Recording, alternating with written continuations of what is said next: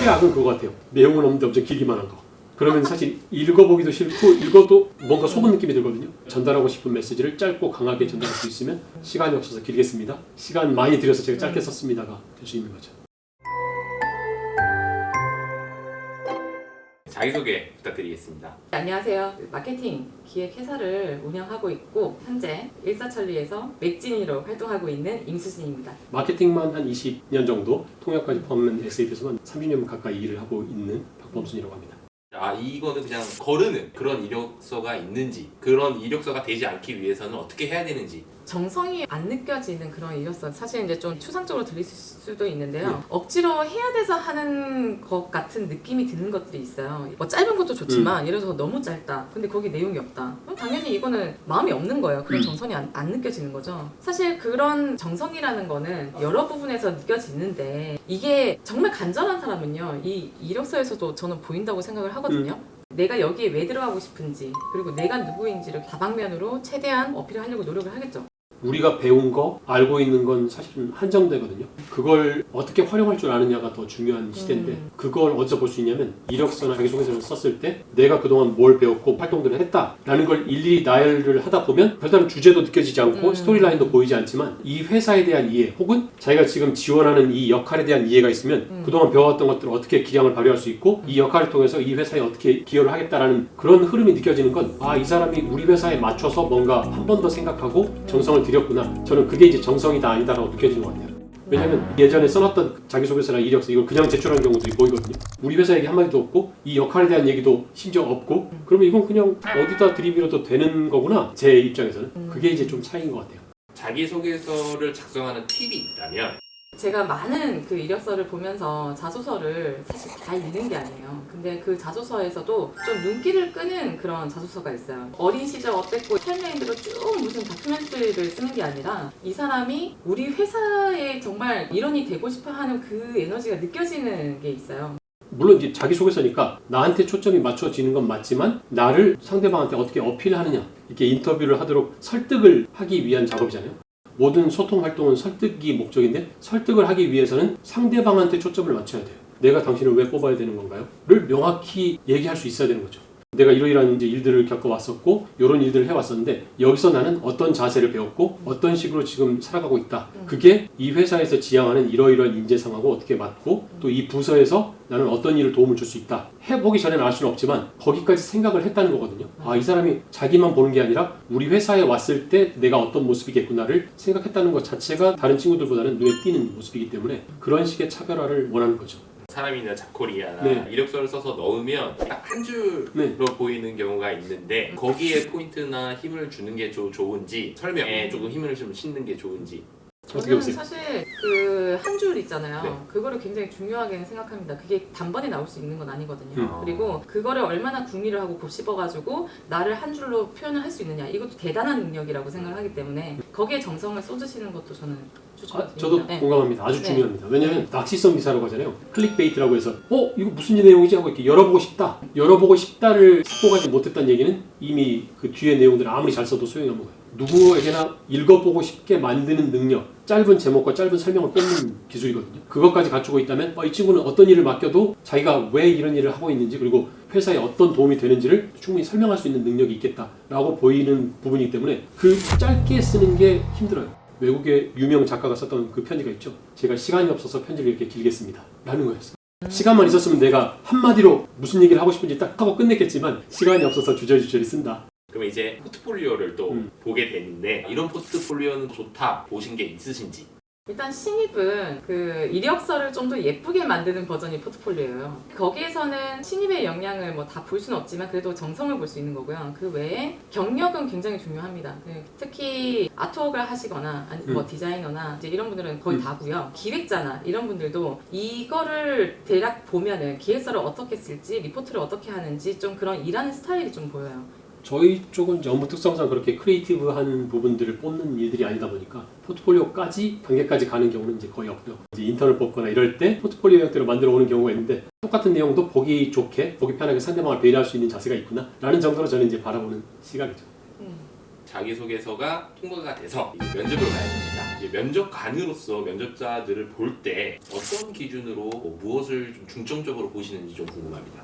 자기소개서를 보고 이 사람은 이런 재능이 있고 이런 일들을 우리랑 같이 하면 뭐 잘 되겠다라는 느낌이 맞는지를 확인받고 싶은 게 첫 번째가 있고요. 글은 마치 한 편의 단편 영화를 보듯이 되게 감명 깊게 봤는데 자기소개를 하라고 했더니 정작 말로 할 때는 갑자기 또 참고서가 돼가지고 네 안녕하십니까 저는 서울에서 태어나 누가 가르쳐주는 것 같아요. 인터뷰할 때 말 다 똑같이 해. 인터뷰할 때 역시 자기 개성이 드러나는 게 좋거든요. 20년 넘게 자기만의 삶을 살아왔다면 그럼 제가 랩을 좀 하기 때문에 랩을 준비해서 드리겠습니다.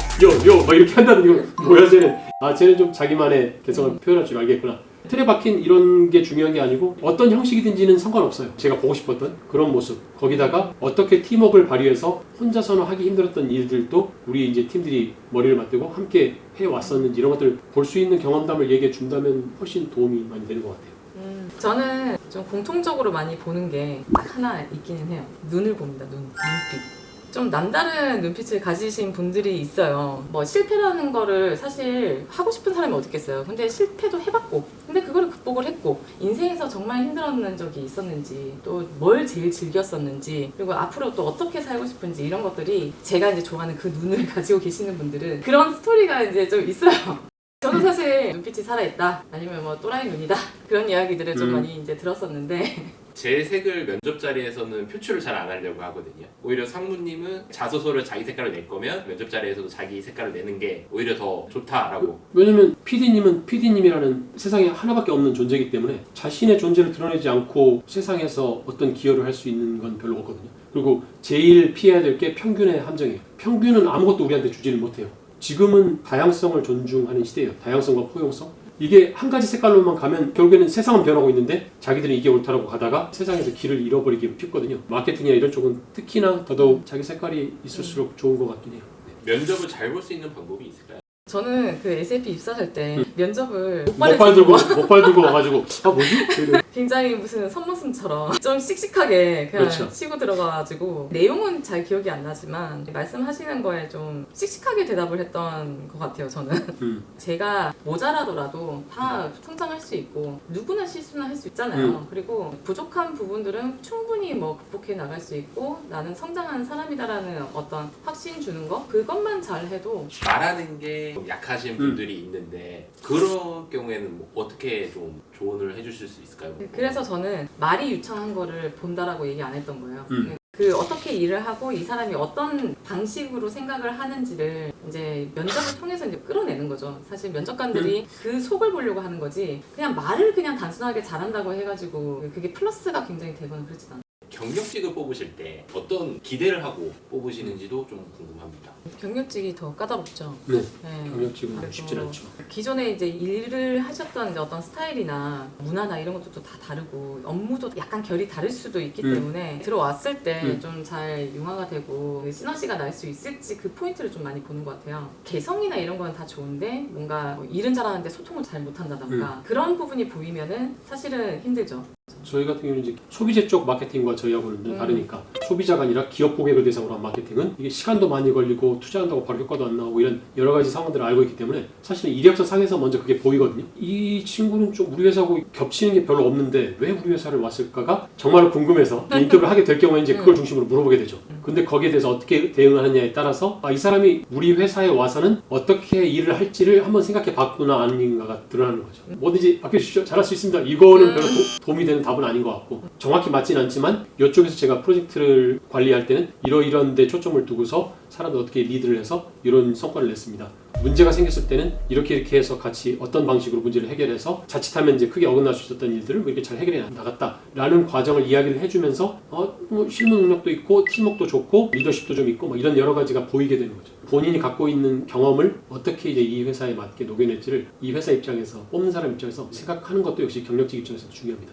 모르는 질문을 만약에 면접관님이 저한테 하실 경우에는 모르겠습니다 맞는 건지 그래도 뭔가 짜내서 정답이랑 비슷한 뭔가를 만들어내는 게 더 좋을까요? 어떠세요? 그 정답이 있는 건데 이제 모르는 거면 모른다고 얘기를 해야 되고요. 네, 정답이 그렇지. 없는 건데 의견을 물어보는 거면 임기응변이나 사고하는 방식을 거기서 보는 거거든요. 차라리 이제 답은 못 드리겠지만 저 같으면은 약간 이런 방식으로 좀 해서 이제 드릴 것 같습니다. 뭐 이런 답변이라든지 하기는 해야 되겠죠. 네. 마지막 한마디나 하실 말씀 없으세요? 라고 물어보는 의도와 그럴 때 면접자로서 뭐라고 대답을 하면은 100점인지도 궁금합니다. 마지막으로는 더 궁금하신 거 있으시냐고 물어봐요. 그 질문 자체에서 이 사람이 얼마나 고민을 하고 있고 또 궁금한 게 생겼고 그런 것들이 이제 좀 드러날 것 같아서 이제 그런 걸 물어보는데 받으시는 분들은 좀 불편한 것 같더라고요. 맞아요. 꼭 그런 질문을 하시는 임원분들이 계시죠. 첫 느낌이 중요할까요? 아니면 맨 마지막 느낌이 중요할까요? 아, 첫인상이 중요한 것 같아요, 그래도. 그 말콤 글래드웰의 블링크에도 있듯이 사람들은 불과 0. 몇몇 초 네, 안에 세상에. 첫인상으로 사람을 네. 판단하는 게 그동안 여러 사람들 대해 오면서 자기도 모르게 뭔가 갖고 있는 경험에서 나오는 결과라서 맞아요. 첫인상에 이제 자신에게 들어왔고 자기소개서를 보면서 들었던 느낌이 맞는지를 알고 싶었는데 이 글보다 훨씬 더 얘기도 잘하고 되게 이제 활기찬 사람이구나 이런 느낌을 받으면 그때부터는 이제 서로 쉽게 풀어가기 시작하죠. 첫인상이 좋아야 얘기를 더 끌어가고 싶은 부분들이 좀 있긴 해요. 그러면 첫인상을 결정하는 제일 중요한 게 뭘까요? 저는 사실 두 가지예요. 그게 첫 번째는 인사예요, 인사. 인사 어떻게 하는지. 그리고 두 번째는 첫 마디 이렇게 꺼냈을 때 제 기준에서는 첫 인상 같은 느낌. 맞네요. 더 이상 얘기를 하고 싶지 않다, 하고 싶다를 결정하는 이유인 것 같기도 해요. 근데 인사는 면접 때도 그렇지만 그 회사 생활할 때도 가장 기본인데 그거를 나는 이제 좀 짬밥이 되고 경력이 되니까 뭐 인사를 생략을 해도 된다는 그런 오만한 분들이 계시고 또 아니면 인사하는 것도 눈을 쳐다보지 않고 뭐 이런다던가 기본을 생략을 하면 프로가 될 수 없다고 저는 찰떡같이 믿는 사람이기 때문에 특히 경력직일 때 조금 그런 실수를 하기 쉬운 부분들이 너무, 있는 것 같긴 해요. 맞아요. 입사 축하드립니다. 그래서 면접까지 잘 보고 이제 입사를 하게 됐습니다. OJT 기간이 있는데 그때는 좀 어떻게 행동을 하면 좋은지 그 소통이라는 게 그냥 직원들끼리 이제 소통을 해가지고 뭔가 이 사람의 마음을 내가 얻는 거 이게 굉장히 중요한 거거든요. 그게 나중에는 고객과의 소통 그리고 고객의 마음을 얻는 거 고객의 고객까지 이제 생각을 하는 그 모든 연결이기 때문에 이거를 소홀히 하는 사람 인디비주얼 컨트리부터 있잖아요. 그냥 일만 잘해 자기 혼자서 이런 사람은 그 조직에서는 좀 위협적이고 약간 좀 해로운 상황들이 많이 생기더라고요. 그래서 처음에는 어떻게 이 사람들과 시너지를 내고 더 알아가고 더 다가가서 저 이거 모르는데 이거 좀 알려주세요. 이런 태도는 진짜 너무 좋은 거고 경력자분들 같은 경우에는 알아요. 일단 어떻게 내가 좀 더 여기에 부족한 부분을 채우고 자기 부족한 부분을 배우고 신입이지만 경력 같은 사람이 있고 맞아요. 경력이지만 신입 같은 분들이 계시잖아요. 맞아요. 네. 그렇습니다. 무슨 기준으로 판단하시나요? 그냥 그래 보여요. 그냥 그것 또한 그거예요. 상대방 배려하거나 이해하는 그 폭이 얼마나 깊고 넓냐 이런 거죠, 사실은. 업무에서든 네. 아니면은 뭐 대화하는 도중에 이제 그런 여러 가지에서 엿볼 수 있잖아요. 어떤 문제가 있거나 아니면 일을 맡겨줬을 때 이걸 이번에 뭔가 배울 기회다라고 생각하고서 적극적으로 다간다면 신입이지만 엄청 프로페셔널한 경력직 같은 느낌인데 경력이 많은데 갑자기 또 이제 일이 있다고 왔어. 이제 나 저건 답도 없는데 막 뭐 이런 식으로 대응하면 이제 난 아예 배울 기회가 없다고 처음부터 본인이 없애고 가는 건 되게 신입보다 못한 자세거든요. 경력직이더라도. 최악은 뭐냐면 경력 분들이 본인이 이제 뭔가 해왔던 일들이나 아니면 뭐 리스크나 이런 것들을 극복하거나 뭐 대응했던 경험들이 있지만 그게 보고도 하나도 안 이루어지고 스스로 그거를 깔아뭉개고 있고 해결도 안 하고 근데 그래도 이거는 뭐 언젠가는 해결할 수 있어요. 아니면 자기가 할 수 있는데 먼저 말씀을 하시는 거예요. 약간 좀 이렇게 되는 경우가 있는데 그런 거는 정말 작은 회사일수록 큰 폭탄을 안고 있는 거랑 좀 비슷하다고 저는 생각을 합니다.